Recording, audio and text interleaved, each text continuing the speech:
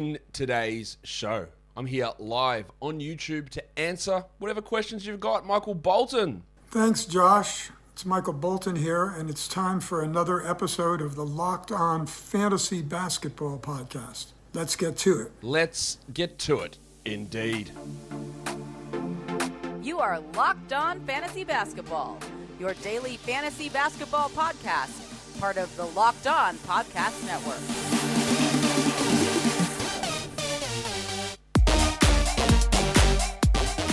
Hello and welcome to the Locked On Fantasy Basketball Podcast, brought to you by Basketball Monster. My name is Josh Lloyd and I am the lead fantasy analyst at basketballmonster.com and at Yahoo Sports Australia. And you can find me on Twitter, as always, at redrock_bball and on Instagram at Locked On Fantasy Basketball. Thank you for making Locked On Fantasy Basketball your first listen every day. We are free and we are available on all platforms. Hello to everyone who is here.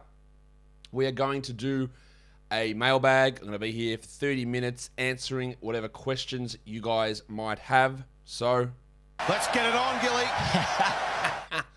All right, who we got? Who's around? Who do you pick up for a Thursday, Saturday stream Yahoo Points League? Chrissy, I literally just did a show on this. We did show yesterday, talking about Wednesday or Thursday, Saturday pickups for guys. So you're looking at just teams that play Thursday, Saturday. Bulls players, Hawks players, Sixers players. Whoever's playing on that combination of days, that's what you're looking for. And again, did a whole show on that waiver. I don't want to rehash too much of it, even though I sort of already am.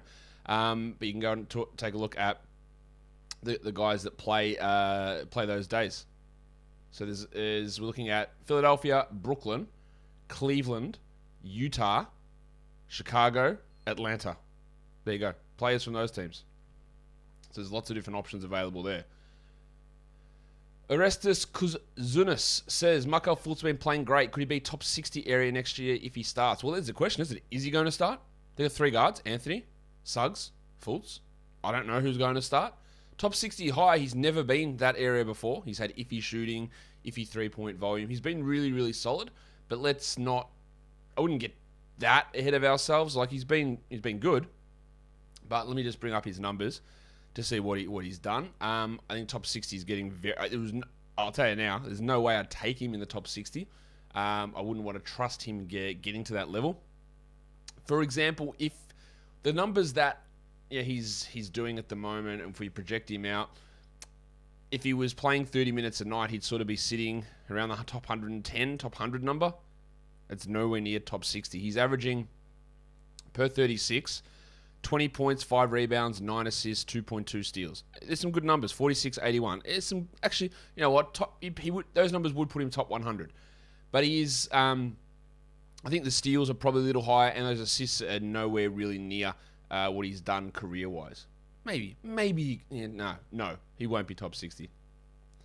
Well, Scotty Barnes, I assume that's who Scotty is, will be worth at least a 9th round pick in 8-cat roto next year. I would guess so, yeah. 8th round pick, 12 teams. You're talking barely top 100. Yes, almost. Definitely. All right, see you later, Obi. Dylan Kafka, next week is championship week. Oh, that's a shame. Can't believe my league is still going. Well, yeah, it's a problem. But Josh's advice is to keep me running for the title. All right. I don't know why I just read that. All right, let's go through these. Drop Trayce Man for Teo Maladon. Well, I just don't know when Man is going to return. That's the problem, isn't it? We just don't have an idea. But Maladon, we know, is playing, so I think you probably make that decision.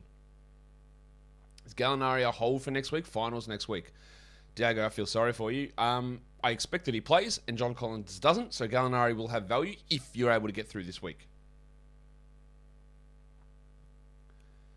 Sixers and Celtics have reportedly unvaxxed players and either might play Raptors first round. Does it hurt their chance? Well, if that is true, then yes, it has to. I don't know who the rumors have always been that the Celtics had Josh Richardson unvaxxed, but he doesn't play for them anymore. There was a rumor that maybe Jaylen Brown was unvaccinated. I don't know about that. And there's a rumor that Matisse Thybulle might be as well.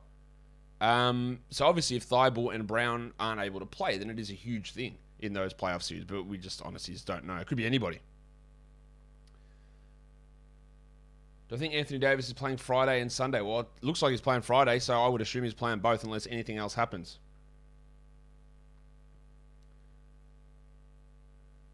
Okay. Any news on Şengün? He's on my waiver wire looking to add him. I don't believe there's been... I literally woke up like 25 minutes ago. So I'm just trying to catch up on everything that has gone on. But let's see if I can find any info on Alperen Şengün as we look at this in real time. They play the Kings again tomorrow. Now, at the moment, there's been nothing. He's still missed the last game. So we assume that he is questionable for this one coming up. Do I think Cade Cunningham could be in the top 30 next year? I think it's almost Kaiser. Almost a guarantee. Not definitely, but almost. Andrew, what's easier to play in, 10-team or 12-team? I don't know. I don't know how you define easier. 12-team, you have to have a little bit more knowledge because you're dealing with a deeper player pool. 10-team, you have to make harder waiver decisions because you end up cutting players, and the guys that are available to stream are good versus players who are available to stream in 12-team not as good. So it's harder to go wrong with a decision in a 10-team because you've got so many good options to replace. But I don't know if that makes it easier. I think it probably is more competitive in a 12. You've got 2 more teams to compete against, so that would make it more competitive, and I guess you could say that would make it easier. C. Bennett, again, one of the major tenets of fantasy basketball. You said, do I drop Ayo Dosunmu for Moses Brown? Not sure why the Caps. The answer to that, C. Bennett, is I have no idea. One of those men is a point guard who will play 2 quality games coming up. One of those men is a center who will play 2 quality games coming up. One of those men will get blocks and rebounds and field goals. The other will get steals and assists and free throws. So I have no idea what your matchup is. Absolutely none whatsoever. So it's impossible to give an answer on that. Actually impossible. And congratulations that you've got this far this season, but that sort of mindset makes it very, very hard to win because you're just not looking at how the league works. Is Obi named after Obi-Wan? Yes, he is. Who would I rather have, Herb Jones or Hartenstein in a points league? Well, the minutes for Herb are there, obviously. They're ahead of Hartenstein, but Hartenstein is playing better. I am just going to have a look at sort of where they sit projection-wise, but I'm pretty sure Hartenstein is projected pretty high in what I've got. Yeah, I've got Hartenstein way ahead in a points league. How many Bitcoins do I have? 0. Any suggestions for today's prize picks? I haven't looked at it yet, Diego. I haven't done my betting article with the player props. That'll come out soon. And then, yeah, I can't actually access the prize picks to put bets on, so they don't pay me to offer picks, so I don't do it. So I've got to go, yeah, you can just check my Yahoo article when it comes out.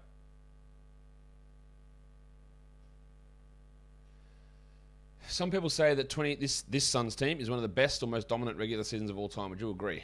I don't know how do you measure that? Like, how do you suggest that? They've been awesome. They've been clearly the best team this year. They are clearly the best and most dominant team this year. Obviously, you're not going to go past 72-10 Bulls, 73-9 Warriors as regular season dominance. Like, you're not going to go past those teams. But in recent memory, like, they're more dominant, I'd say, than any team last year. What round would I draft Giddey next year? I've got absolutely no idea. None at all. Everything about what I do, projection-wise and drafting-wise, is based on numbers. It's based on statistical projections, and I need to see how the teams look and how all this stuff comes out. So I could say round 10, I could say round 4. It won't be round 4, but I honestly just don't know. And I don't want to give you answers that are bullshit. Have I had my Built Bar today? I have not had my Built Bar yet today. I was going to say that's a great transition for me to tell you about Built Bar, but it's not time for me to tell you about Built Bar because it's college basketball championship time. After months of playing, college basketball has determined the top teams for the Final Four and will determine this year's national champion this coming week in a game of basketball where teams throw a basketball into a hoop. BetOnline.net is your number one source for all your betting needs and sports info from all the latest odds, contests, and player props. You name it. Let's have a look. I think we're going to get North Carolina Villanova getting into the Final Four. And if we look at that on BetOnline at the moment, they've got Villanova as a 1-point favorite. I don't know whether that's going to be accurate or not. I don't know whether they're going to get in there. I don't even know if Villanova will beat North Carolina. But let's say I don't want them to win, so I'll take North Carolina as a 1-point underdog in that hypothetical final. But BetOnline is not just basketball. It's your continued source for all your sports wagering information needs, including live betting and your favorite Vegas casino games. Head to the website today or use your mobile device to learn more about the trends in the action. BetOnline is where the game starts. Okay, would you use your last 2 moves today or save one for the weekend? Well, I would definitely not save any for Sunday, considering there's 12 games on. I think that I would like to save one for Saturday, yes. I would try to get a Thursday, Saturday back-to-back in here, and I would tend to save another one for Saturday, just so you know what category do I need, what do I not need. It is tough with so many games on a Sunday, but I would try to save one of them, yes. Josh Blumkin says, does George or Garland sit any back-to-backs coming up? I honestly have no idea. Like, there is no way of me knowing that. I would expect not, but I don't. Garland maybe, but with the way that they're trending downwards, they're putting everything onto him. Like, he is flying. I'm in the finals, so I drop Wendell Carter if he doesn't play tomorrow. Yes. Is Davion Mitchell actually good now, or is he just soaking up usage on a bad team? Well, that's the thing we have to try and decipher, isn't it? I think he's definitely not as good as the numbers show. He's much better. He's improved a lot. Shout out to the rookie wall. But I wouldn't say that he is good. I think it is a case of the Tony Rotens almost, that you're the guy who's just getting everything funneled his way. He's playing 40 minutes and everything's going his way, so numbers are going to come. It's not like they're winning. And he's driving this great offense or anything like that. So I wouldn't read huge amounts into it. Ramiro Maldonado, once fantasy basketball is over, do you move on to baseball? No, I do basketball exclusively. I'm not one of those people who say, I dabble in this, and then when football's over, I move on to basketball. And we really, I saw an article, a fantasy basketball article, that was written say 1st of January. So, oh God, now that we've got everyone's attention that football's over, let's start to look at the waiver wire in fantasy basketball. Like, my guy, we're 2 months in. Like, no one gives a shit of your superior fantasy football take to come in and talk basketball. I talk at 24 hours a day, 365 days a year. I don't talk about fantasy basketball because my knowledge is not in fantasy sports, so to speak. It's in basketball. And I know basketball, and I don't know baseball, and I don't know football. So, and I don't, the amount of time that I devote to doing this and hopefully being good at it is because that's the time I devote. It's impossible for anyone, I think, maybe you can correct me if I'm wrong, it's impossible for anybody to put in the time and that sort of info into multiple sports at the same time. So like, if I was going to move across to baseball, I would have had to start 3 months ago. That's just how it works. So, no, I'm not doing baseball. I'm having a holiday. But there's still going to be videos.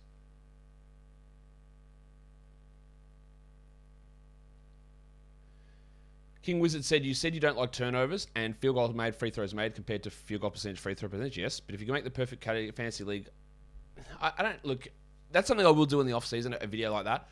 I don't know if there is a perfect system. I don't like turnovers because they punish the players with the balls in their hand, and I don't actually think that having a gigantically high turnover rate is actually a negative thing in basketball. Different turnovers mean different things.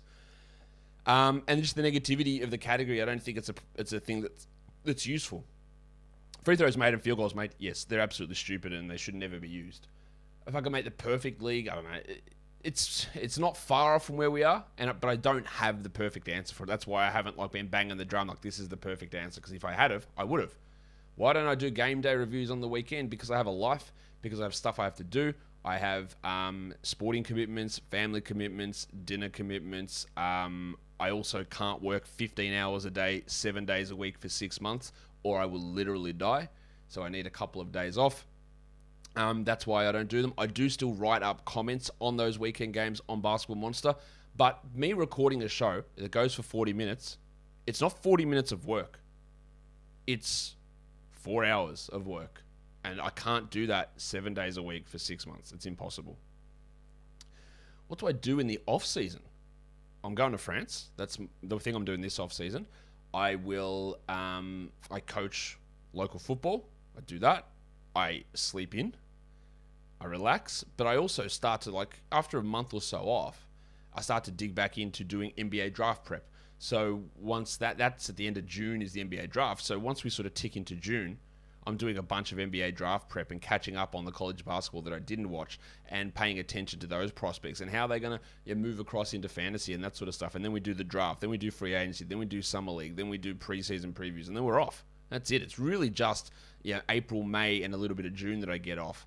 But that's sort of where it sits.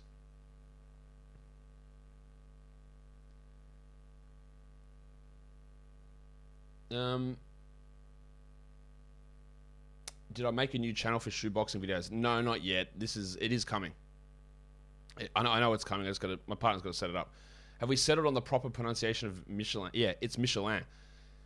I don't think there's any debate on that. It's Michelin. It is not Michelin. Because it is a French company that makes tires. They're French. It's Michelin.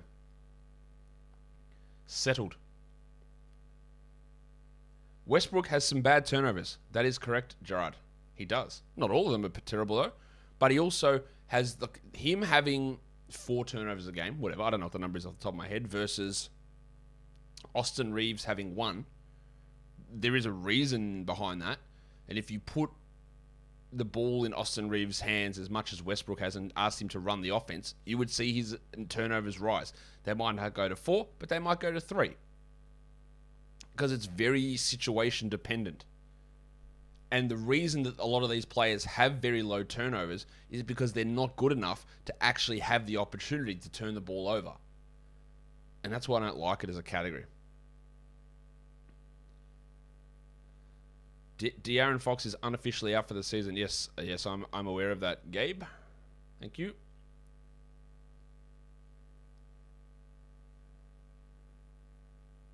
Buddha, I thought you knew this. Who do I go for in the AFL? Western Bulldogs.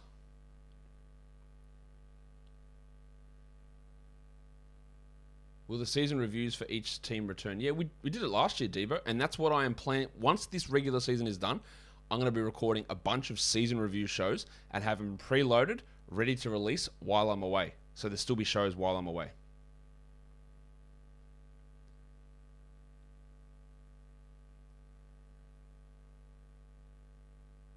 What's your favorite type of league, amount of teams in the league? I don't actually care. Like, I know that sounds, I'm not trying for that to sound rude, but you just can adjust to it. Like, you can have whatever the league is.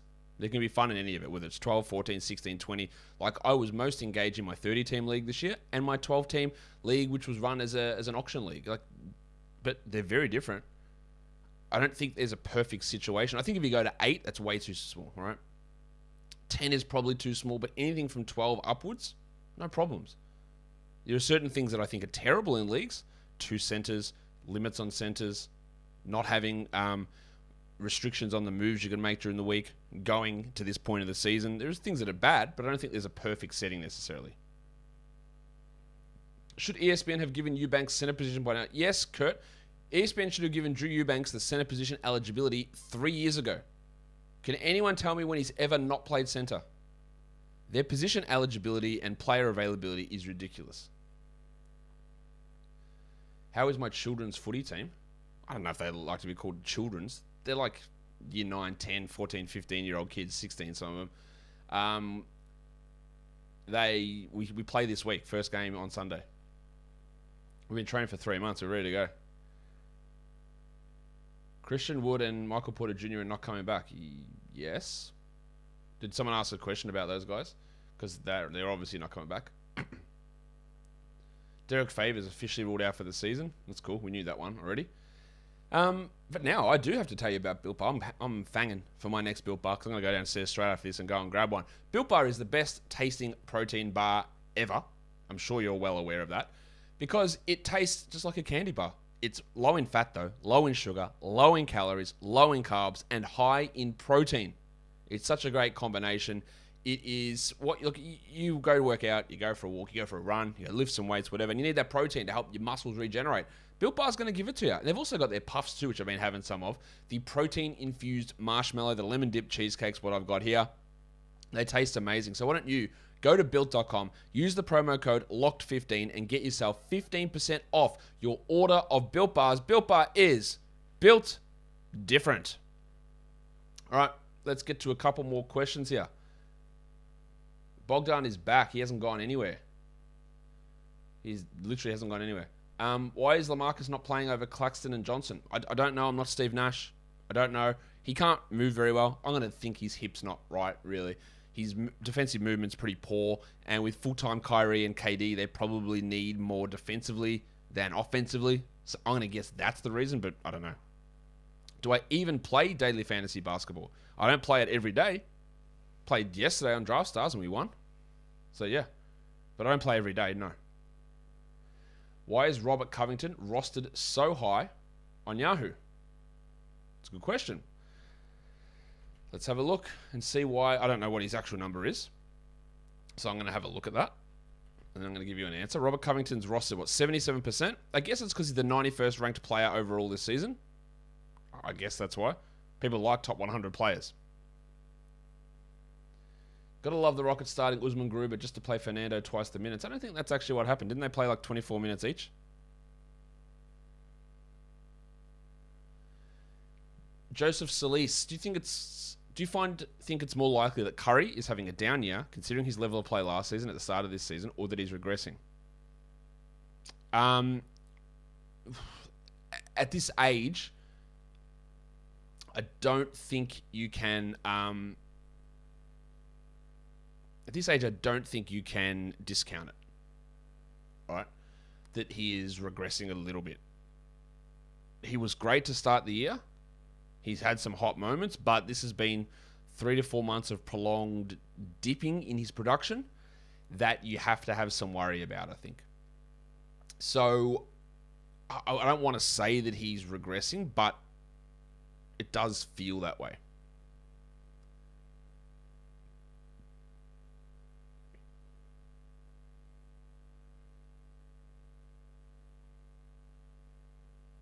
Okay. Have I ever been to Italy? Yes, David, but a very long time ago. Like 20 years ago.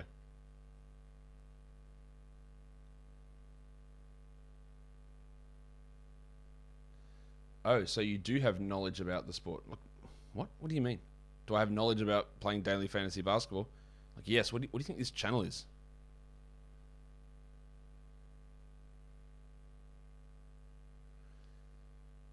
Okay. Do the Lakers make the play-in? I think yes. I think they will get there over the Spurs, yes. Andrew Riley, I know what you're trying to do with the question. I've got no idea. All right. Will Goga or Eubanks continue this type of production for the rest of their team's games? If I knew, I'd have a lot of money. Like, if I knew these things, I'd have a lot of money. Are they in a position to be able to do that? Well, Eubanks definitely is. He's in that position to be able to do it. The last 2 games have been well above anything he has done prior to that, though. Just remember that. This is not like the last 2 games he's had this 30-minute-a-night role, which has come out of nowhere. He has been in this role for weeks now. For weeks. The last 2 games have been fantastic. So can he be very good and useful? Yes. Can he be at that level? I think that's asking too much. Goga, top 50 player over the last 2 weeks, but it's without Jackson.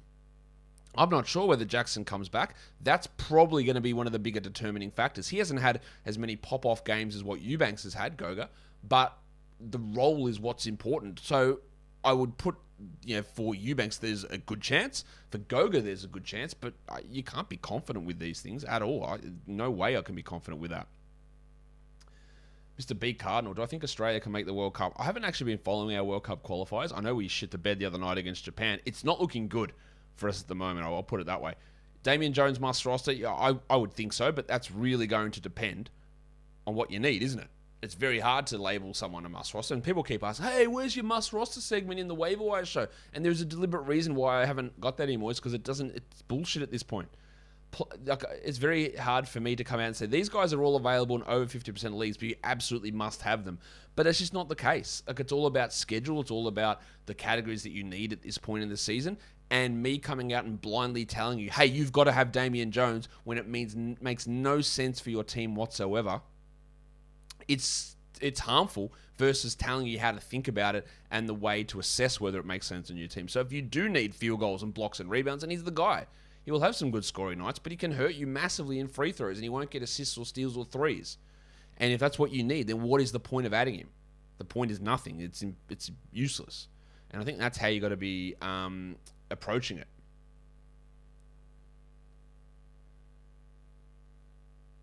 Okay. How does a player earn a nickname on the show? It's just if I get inspired to call them something, really. There's no, like, cut-off as to who they are. Like, bloody... there's some shit players who have had nicknames on this show. I'm trying to look to see who's, like, not a good player who's had a nickname on this show that I've... Jaden Springer. The package! It's just if something, like, clicks in my head to do. That's about it.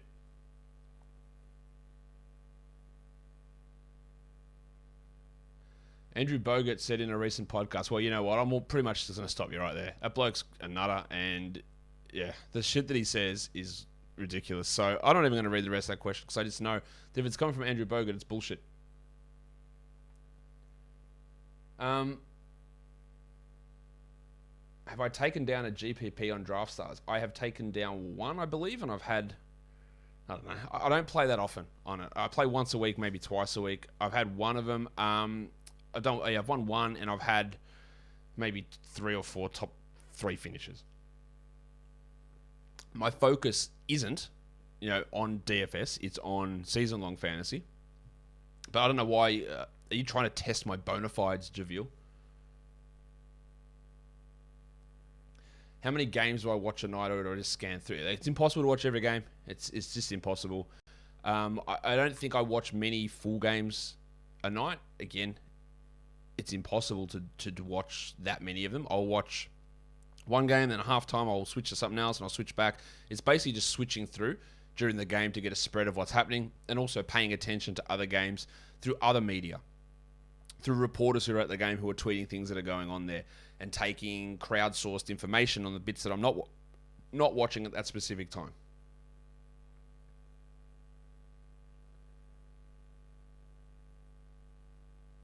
We're getting ready to wrap this up. Do I drop Miles Bridges for Monk?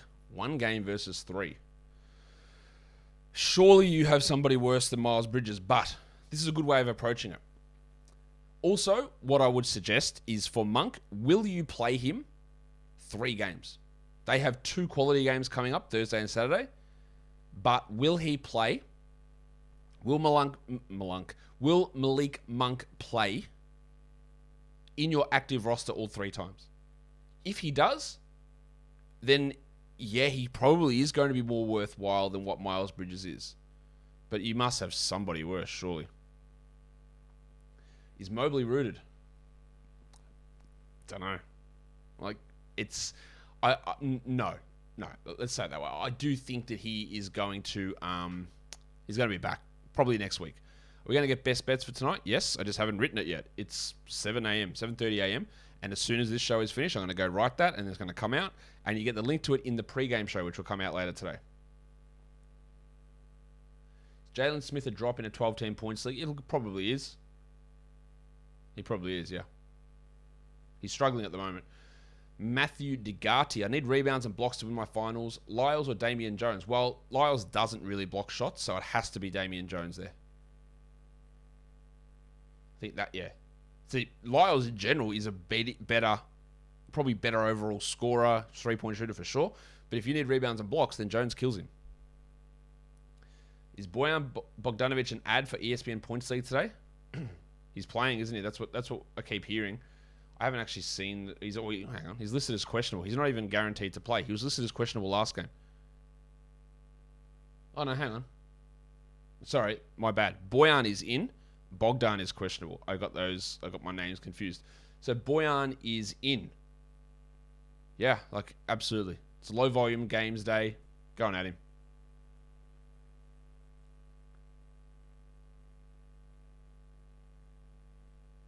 Do I gamble with other sports? No, I don't. I don't really gamble very much at all, to be honest. No, so I don't. And again, whatever I try to do it when I've got knowledge of something. And when I'm pouring so much of my time and energy into basketball, it's very hard for me to have that wide knowledge across everything else. Do the acquisitions count starting on Sunday? The acquisitions, Finesse Kid, start if the games have started on Sunday. So once you cannot make any more changes to your lineup on Sunday, then any acquisition you make carries over to Monday. That's how it works. So you made your 3 on Sunday and they carried over to this week. But that is only if the first game has started. If the first game hasn't started, then Sunday counts as Sunday. Are there any other basketball fantasy analysts you like? Yeah, I like all of them. That's not true. But I like most of them. Very, very clearly most of them. And you see plenty of them come on this show. We have a very friendly fantasy basketball community. Analyst community. I'm in leagues with heaps of them. Yeah, there's Dan, Jared, Matt, lots of Matts. Kyle, there's I'm gonna leave people out. Alex, there's a couple of Alexes. There's Aaron. There's I don't know. I'm missing a bunch of Ryan. There's a bunch of guys I'm missing, but yeah, no, they're great guys. Is Timothé Luwawu-Cabarrot an ad in Atlanta? 20-team low roster. Yeah, look. If he's going to play, which he is, 20-team league, I think you've got to consider that an option. All right, that will do it for me today in this show. So don't forget, if you are listening on Apple Podcasts, Google Podcasts, Stitcher, Spotify, Odyssey app, go give us a follow. And if you are here on YouTube, give us a thumbs up and leave your comments down below. Guys, we are done here. Thank you so much for listening, everyone. See ya.